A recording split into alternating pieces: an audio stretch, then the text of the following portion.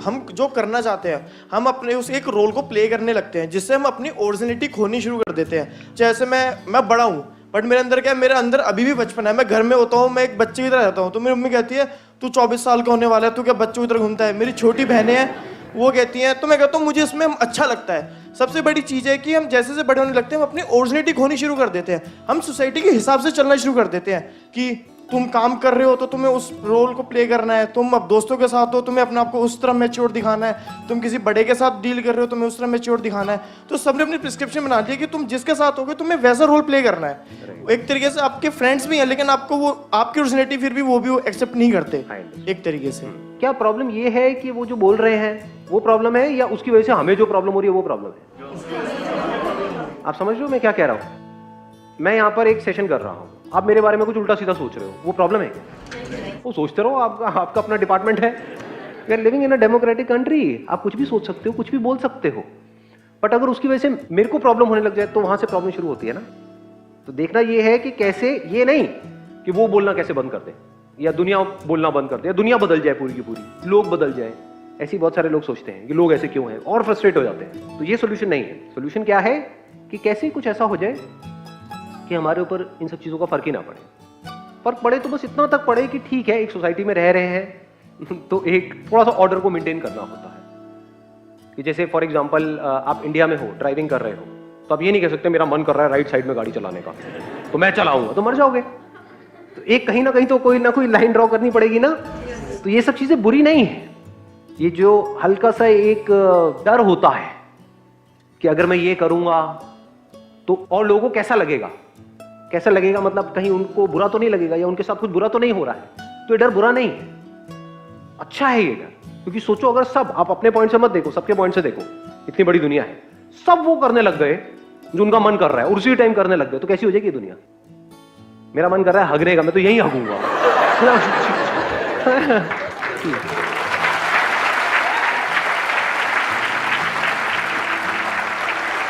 हम अपने पॉइंट से तो बोलते हैं कि हाँ मेरा जो मन कर रहा है वो मैं करूं, मैं पूरी तरह से ये करूं वो करूं।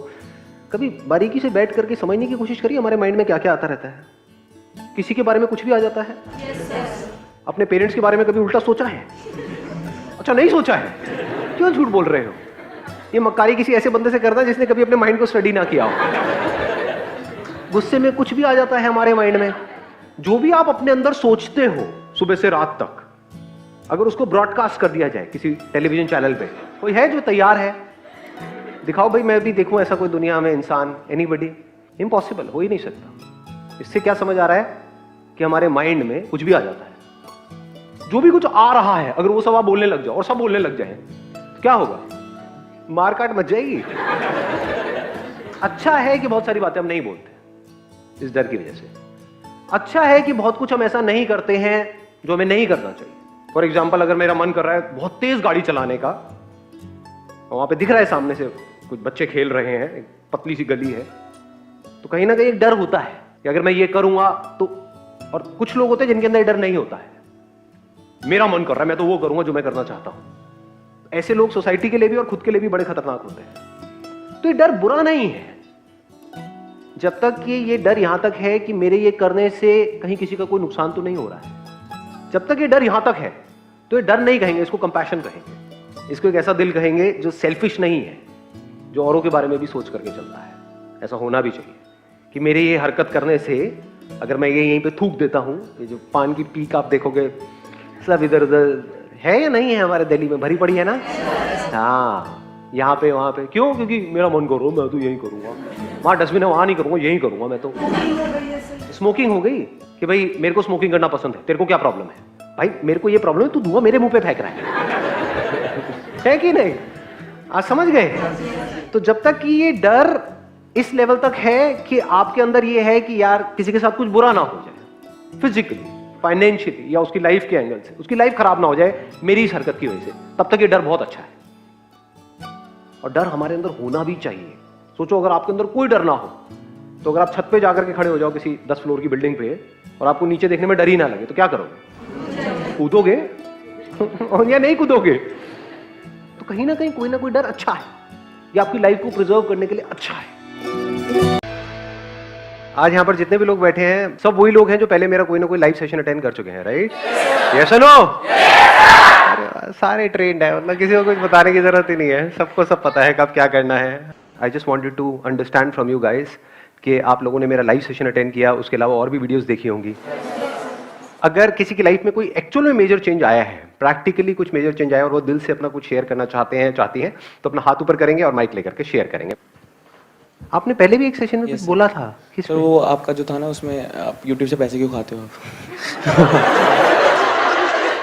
यूट्यूब से पैसे क्यों खाता हूं मैं? मेरा ऐसा कौन सा सेशन आया? सर क्यों नहीं खाते? सर क्यों नहीं खाते? क्यों नहीं खाता हूं? समझ पा रहा हूं। हाँ, ठीक है, बोलो, आप माइक पास रख के बोलो। सर एक क्लास थी, 2 घंटे की क्लास थी, उसमें मैम पढ़ा रही थी, मैं पीछे बैठा हुआ था, तो वो बोली जा रही थी, कुछ समझ तो आ नहीं रहा था मुझे।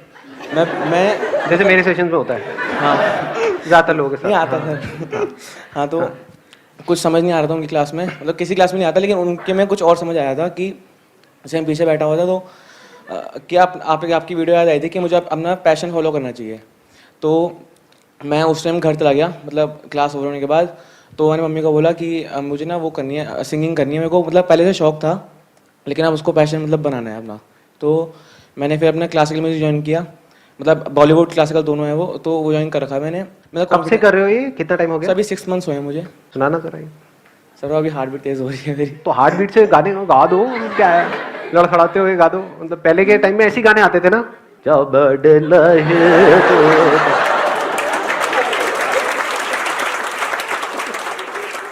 सर गा तो अच्छा नहीं लगेगा तो कोई बात। गा दो, किसी के बाप का करता दे माइक। ये लम्हा जो ठहरा है मेरा है, ये तेरा है, ये लम्हा मैं जी लूं जरा, तुझ में खोया रहूं मैं, मुझ में खोई रहे तू, तुझसे हम मिलेंगे फिर कभी, हाँ फिर कभी। Let's give a big hand for him. आके शेयर कर रही। अच्छा गाते हो यार। Please have a seat. Hello sir, हाँ, good morning. Good morning. Sir पहले बात तो मैं ये अपनी फीलिंग्स आपके लिए शेयर करना चाहता हूँ कि आप मेरी लाइफ में कितने मायने रखते हो।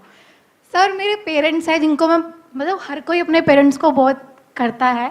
उसके बाद शायद क्या मैं दिल से बोलना चाहती कि सर आप आते मेरी प्रायोरिटी में। और मैं ना बहुत डिप्रेशन में रहती थी, मतलब मैं बहुत ओवर थिंकिंग पर्सन हूँ, मेरे को कंट्रोल नहीं है अपने थॉट्स पे। बट जब से मैंने आपकी वीडियोस में स्टार्ट किया ना सर, कंट्रोल आया मेरे थॉट्स में कहीं ना कहीं। और सर आप बोलते हो ना कि प्रेजेंट में जियो, प्रेजेंट में जियो, मैं अभी चाहती थी कि मैं ना ऐसे चिल्लाऊं, सर मेरा प्लीज मेरे को बोलने दो, सर मुझे प्लीज बोलने दो। तो चिल्लाओ ना, मतलब अब तो खैर बोल लिया, आप क्या, लेकिन बोल के खुशी महसूस हो रही है अंदर से। बहुत मतलब ऐसा लग एक्सप्रेस रहा करो, है कि कैसे करोगे, मतलब अगर उसको एक्सप्रेस सर करना हो डांस तो करके क्योंकि मैं डांस करो। हाँ बोलिए। सर मुझे ये कहना है कि जब मैं सर छोटा था, यही कोई 13 से 14 साल का सर, तो हमारे घर की आर्थिक स्थिति सर बहुत ज़्यादा ख़राब थी। तो मैं जब मतलब गवर्नमेंट स्कूल में पढ़ता था, तो मुझे लगा कि मुझे साथ में उनकी कुछ हेल्प करनी चाहिए। तो फिर मैंने काम सीखना, एक शॉप पर जाकर काम सीखना शुरू किया। 2 से 3 साल में मैं काम सीख गया इलेक्ट्रॉनिक्स का सर। तो उसके बाद सर मेरी तबीयत इतनी ख़राब हो गई कि मतलब मेरी मम्मा को हमारा घर भी बेचना पड़ा। और जब सर मेरी तबीयत इतनी ज़्यादा ख़राब थी, तो मेरी फैमिली में ही कुछ मेंबर्स ऐसे थे, उन्होंने बोला तुम्हारे 3 बेटे हैं तो ऐसा करो, अगर वो मरता है तो मरने तो कोई प्रॉब्लम नहीं है। तो मेरी मम्मा ने ये बोला कि मेरा ये जो बेटा है ना, ये 1 या 2 घर ले लेगा अगर वो जीता है तो मेरी मम्मा ने घर भेज दिया और मुझे ठीक करा लिया। और सर फिर हम लोग दिल्ली आ गए। और सर मैंने जब वीडियोस देखे तो उसमें आपने बोला हर काम में 100% देना चाहिए। तो सर एक घर तो मैं ले चुका हूँ ट्रॉनका सिटी में सर, जो मेरे खुद के पैसों का है। और एक घर सर हमने अभी 1 साल पहले लिया है दयालपुर में सर। तो मेरी लाइफ में सर आपने बहुत ज़्यादा चेंजेस लाए हैं sir. Wish you all the very best. Please have बहुत बढ़िया। Basically I love tennis since 4th standard, और मैं एक स्पोर्ट्स स्कूल, बोर्डिंग स्कूल में थी। So I played tennis till 11th standard. उसके बाद मैं पेरेंट्स वर लाइक कि तेरी पढ़ाई भी सही है तो तू सिर्फ पढ़ाई पे फोकस कर। उसके बाद I clear 12th with a good percentage. उसके बाद I wanted to go for CA, but बार बार मेरे दिल में ये था कि टेनिस नहीं छोड़ना है, नहीं छोड़ना है, नहीं छोड़ना है. सो जब से आप बोलते हो कि कोई भी चीज़ आसान है, तो I have been playing nationals, और मैं कॉलेज भी कर रही हूँ और मैं CA भी कर रही हूँ. क्लियर्ड CPT, अब इंटर का ग्रुप 1 है. सो इट्स लाइक सब चीज़ें बहुत अच्छे से मैनेज हो रही है. It's just I am better focused now. Wish you all the very best. Let's give a big hand for her.